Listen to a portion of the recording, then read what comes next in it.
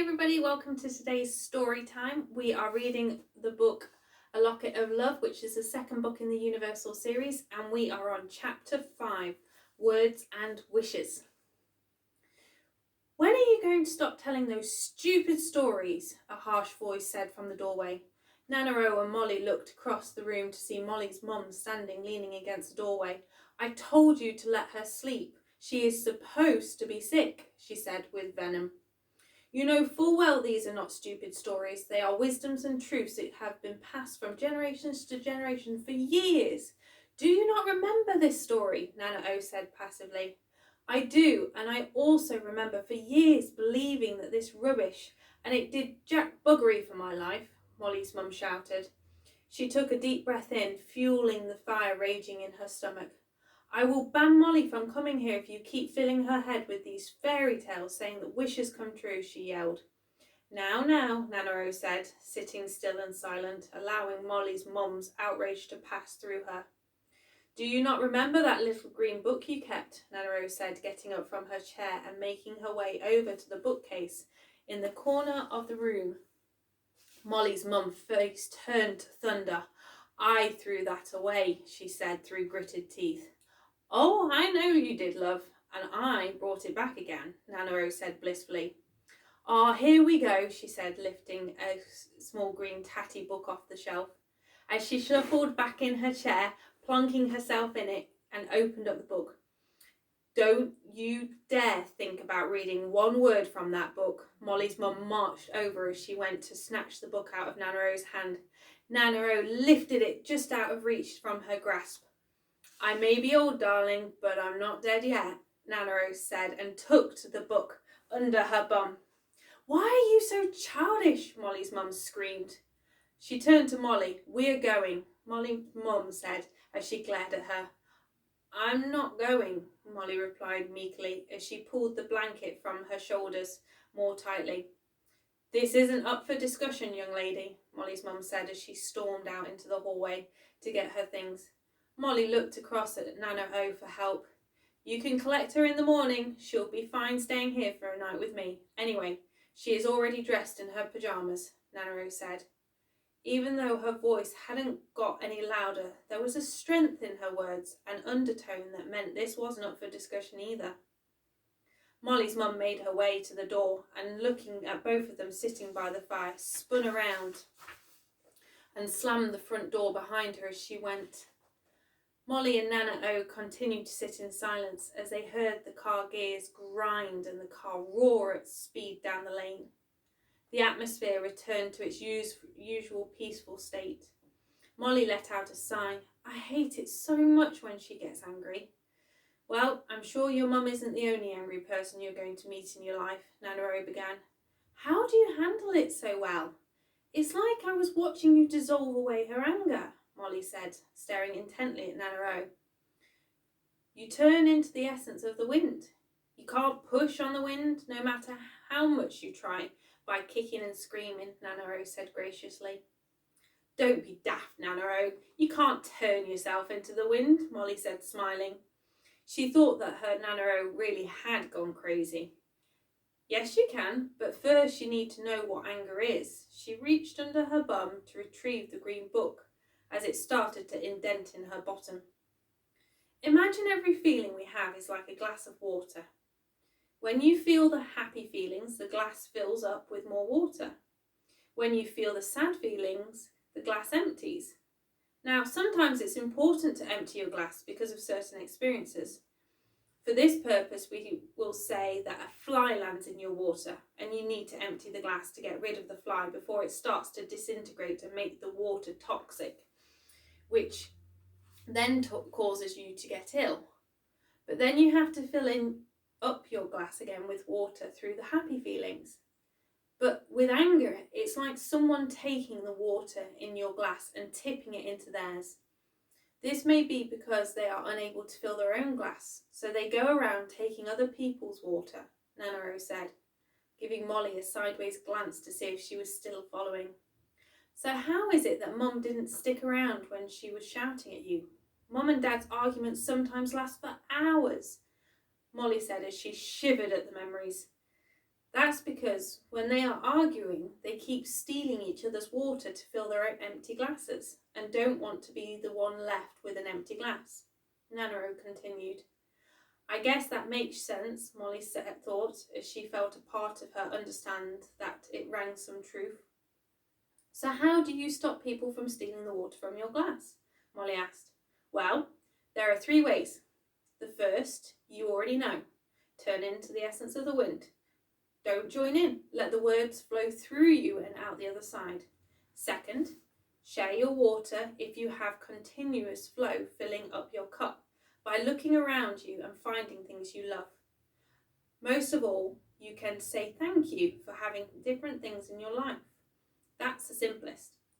Third, and my personal favourite, put a lid on your glass by imagining a bubble around you that nothing but love can pass through, and watch how quickly the person turns and walks away because they are getting nothing from you. But listen carefully, Molly. They are angry for a reason, so you still need to resolve what it is that created the situation in the first place, Nanaro said, emphasising her words. Molly shuffled in her seat as she felt uncomfortable with that last bit. Is there no way of just avoiding it in the first place? Molly said, looking at her feet. Nanaro erupted into laughter as she once again set off into a fit of chuckles. Molly smiled and began to chuckle herself at her Nanaro's infectious laugh. They both sat there at each time one of them began to regain composure, the other one would set them off again. Eventually, Molly was the first to get control of her giggles, slowly returning back to normal. She sat waiting for Nanaro to join her. Oh, Molly, Nanaro said with glee. Life would be pretty bland if there wasn't a bit of variety. Some zest, some spiciness thrown in from time to time. I guess, Molly replied, smiling at the thought. Well, we'd best make a start on dinner, Nanaro said, getting up from her chair. You go and fill up the basket with logs. I have a feeling we'll be needing them tonight. Nanaro said as she handed Molly the basket. Molly let out a groan at the thought of going back into that shed. Molly shrugged off the blanket and it flopped onto the sofa. She made her way across the living room towards the front door. As Nanaro heard the front door close, she moved across to the sofa where the blanket lay. She reached and picked it up, bringing it closer to her heart. I was wondering when you would make your appearance, she said as she laid the blanket back down on the sofa.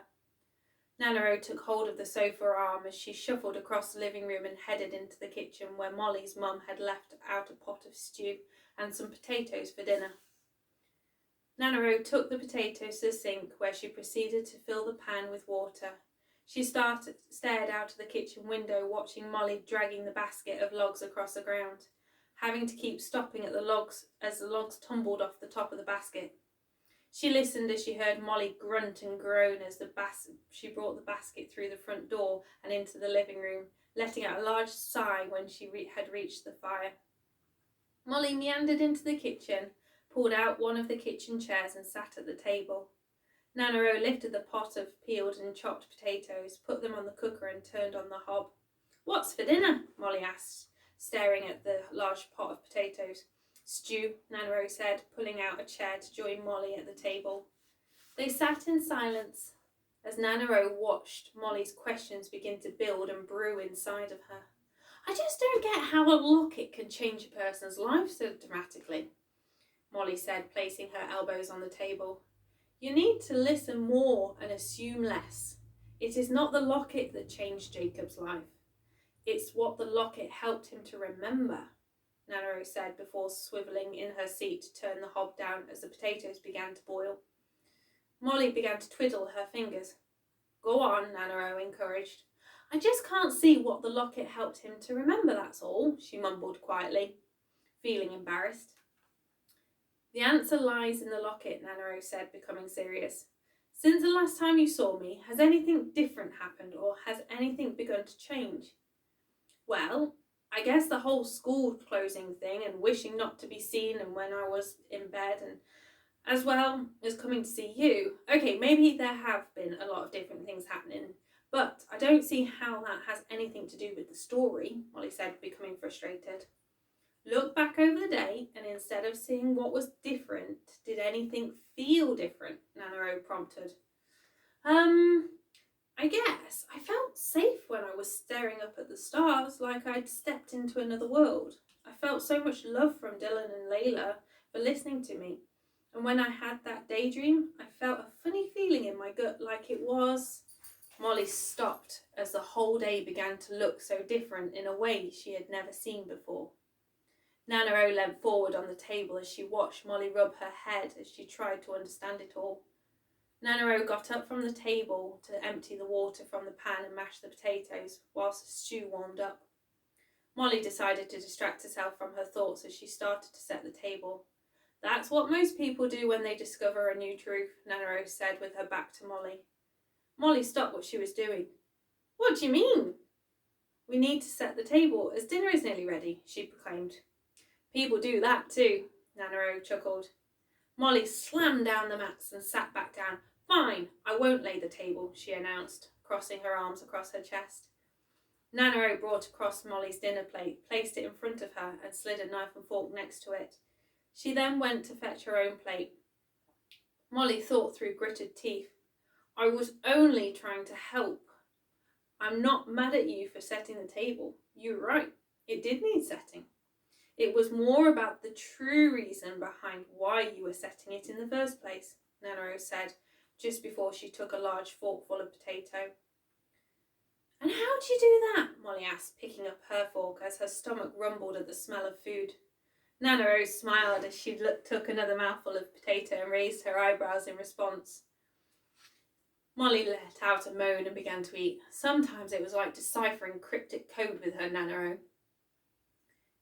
You have the answer. You just think it's too strange or too different to believe that it could possibly be truth, Nanaro said. Molly looked up at her and went back to eating her dinner. Maybe it wasn't such a good idea staying over. She was becoming more agitated by her Nanaro's little games. They continued to eat their dinner in silence. Molly looked up at her Nana from time to time. She always looked so peaceful, like all she had to think about was today. When they had both finished, Molly moved across and took the plates, taking them to the sink and began to wash up the pots. Nanaro got up and put the kettle on for another cup of tea. They then both made their way back into the living room. Molly headed towards the fire and put another log on. The fire roared from its embers into life. Molly walked across to the sofa, picked up the blanket and wrapped it around herself again. Nanaro took her usual spot in her chair. Could you explain to me with a little less cryptic code and a little more simplicity? Molly asked sympathetically. Now, where would be the fun in that? Nanaro chuckled to herself. Please, Nanaro, I want to understand, Molly pleaded. Very well. You know how I said that the story was about one of the universal laws, that we are all one? Well, this means that we are all connected in some way. There is a part inside of us that is the same. You came across that part when you had the dream about the storm. There are many names for this part, but today we will call it our intuition. But what you need to understand is that this part of us cannot be seen, only felt. And most of the time it may only be one person's intuition that is triggered. The more you listen, the more it occurs. However, the key lies in the Locket's answer. You can only feel your intuition clearly when you're in a state of love. That's why when Jacob found things that he loved, his life became better, because he was able to listen to the internal guidance guiding him, giving him direction, protecting him as he began to follow it more. Molly nodded. Then what was that all about at the kitchen table? Molly asked. When we find a truth, it may make people feel a little uncomfortable. They either distract themselves or go into denial, trying to lie that it never happened in the first place. Some people become curious about what it is, like you have, Nanaro replied softly. It's okay to know about it, but we have been given it for a reason, and it starts with understanding that reason, she continued. Life is not meant to be about resistance and fighting our way through, simply surviving. It's meant to be a chance to remember, to learn, to love. Now, this doesn't mean that it will be easy, but it's our choice whether or not we have fun along the way. The challenges are there to show you that there is part of you that you have forgotten, and it is giving you an opportunity for you to remember. But most of us have forgotten about those parts of us ourselves for a reason. And that reason is normally because of an experience we had where we got scared or it was too painful. There are many reasons, but just like a broken mirror, you only see fragments of the picture being reflected. The experiences help you to remember and return the pieces of yourself that have been lost, and eventually you become whole once more, Nanaro said with enthusiasm. Molly slid down the sofa, resting her head on the sofa arm, as the warmth of the fire and her Nanaro's soothing voice floated around her. She finally became relaxed, not from being away from the anger, but relaxed with the whole of life. A lot of time people ignore their intuition because it may not seem logical to them. But most of all, it is because it incurs change, and sometimes it is not always easy to move through the illusion of the pain to reach and recover the part that had been hiding for so long. Like I said, it can be fun if you wish it to be, Nanaro said, motioning across to where Molly was now laying on the sofa. Why don't they want it to be fun? Molly inquired. Because they believe that the only way they deserve something is through struggle. They do not notice the gift that they receive every day because it isn't some grand gesture like winning money or holiday or of a lifetime. The gift may simply be a rose, a smile, or a moment getting lost in laughter. The locket helped Jacob to remember something that he thought had gone, that was only hiding beneath the fear of a memory. When he found the locket, he found a piece of himself, love, and when that returned, his life transformed. As he discovered a part of himself, so he discovered a new part of life. Nanaro looked in front of her as Molly's eyes began to droop with tiredness. She stayed silent as Molly's eyes fell shut.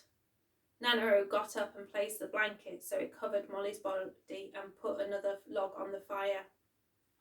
She returned back to her chair to look out the window to see the owl sitting in the tree opposite her cottage. The room began to get warm as the fire burned bright. Nanaro closed her eyes and slept with a smile on her face. I love Nanaro. Right, I will see you tomorrow for chapter 6, Trials and Tears.